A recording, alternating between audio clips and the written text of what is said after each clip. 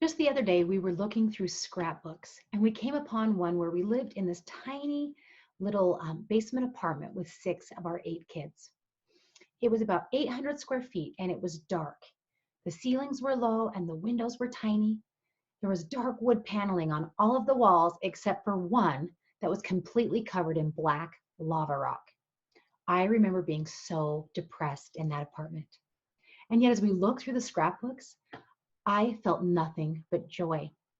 My kids laughed and giggled about the memories we had there, about building with blocks and then having to clean everything up because that was the same room we ate in, or about jumping back and forth between the two bunk beds that were in the tiny bedroom they all shared, or about the caterpillar we made on the wall that showed all of the books that they had read. My kids truly had joyful memories about living in this apartment that at the time brought me so much depression.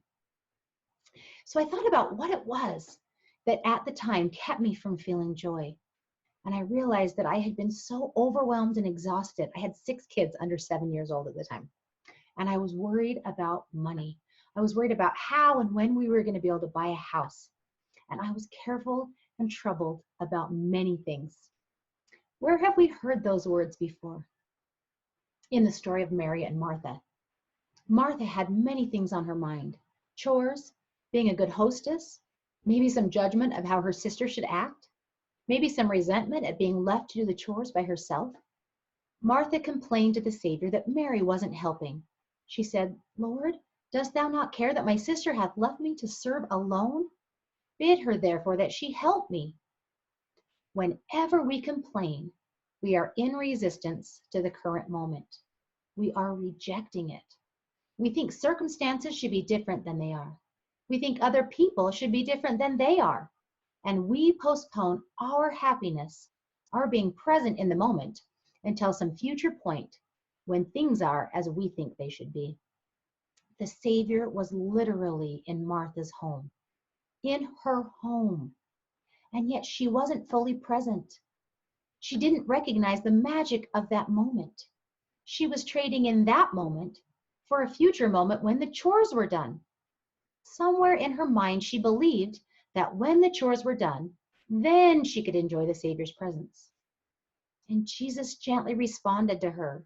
He understood that she was careful and troubled about many things.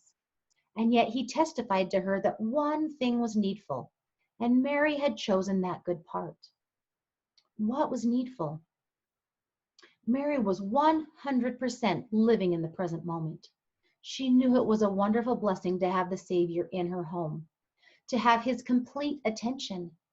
She was in the Savior's presence, and she was present with him. What else could matter at that moment? How often are we like Martha? How often do we miss out on the magic of the present moment because we think things should be a little different than they are? How often are we focused on some future time when we'll be richer or thinner or out of debt? Or our kids will be old enough so we can leave them home alone. Or we can buy a house like in my earlier story. No matter the external circumstances in our lives, our human brains will always find things to be careful and troubled about. That is part of the brain's job, and it's part of the human experience. We live two lives. We live the life that takes place in our thoughts, and we live the life that takes place in our experience in the present moment. My experience is that real joy comes as our thought life, the one where we're careful and troubled, takes a backseat to the experience in the present moment. That's not to say that we just stop doing the chores or making dinner or going to work, but it means we do those things differently. We do them recognizing that there is magic in and around each of those experiences. Magic and wonder permeate our lives. One of my favorite books is Eckhart Tolle's The Power of Now. In that book, he says, realize deeply that the present moment is all you ever have. Make the now the primary focus of your life. This statement reminds me of the Savior's invitation to take no thought for tomorrow, for the morrow shall take thought for the things of itself.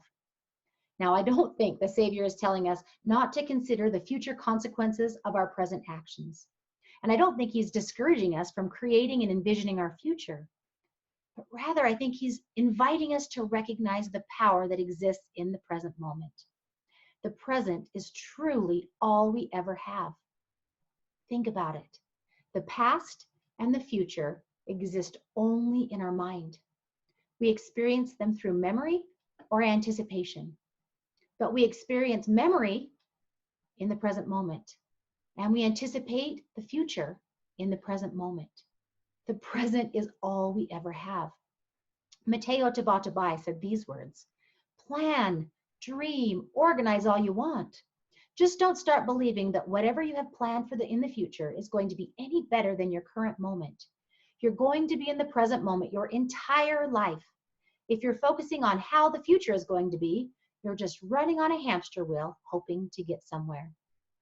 The truth is that this moment, no matter what it contains, is the best it's ever going to get. It just doesn't get any better than this. And that might sound like a terrible thought. It just doesn't get any better than this. When I'm listening to my kids whine, or when my house is a mess, or I have an unexpected bills to pay, or maybe I'm living in a tiny basement dark apartment with 6 kids, I sometimes think, this can't be my best moment. And I certainly don't think it's possible for us to live in nirvana all the time. We are humans, after all, with human brains, and our experience is supposed to be 50-50. I wouldn't want any of us beating ourselves up because we find ourselves careful and troubled. But I do challenge you to ponder this concept. And I challenge you to find the awesomeness of the present moment at least once a day. I challenge you to be aware that at some future time, you will look back on the photos you took today with the genuine understanding that this moment was magic. The smiles on your kids' faces will evoke joy as you flip through the scrapbook in 20 years. Choose the good part and let their smiles evoke joy right now.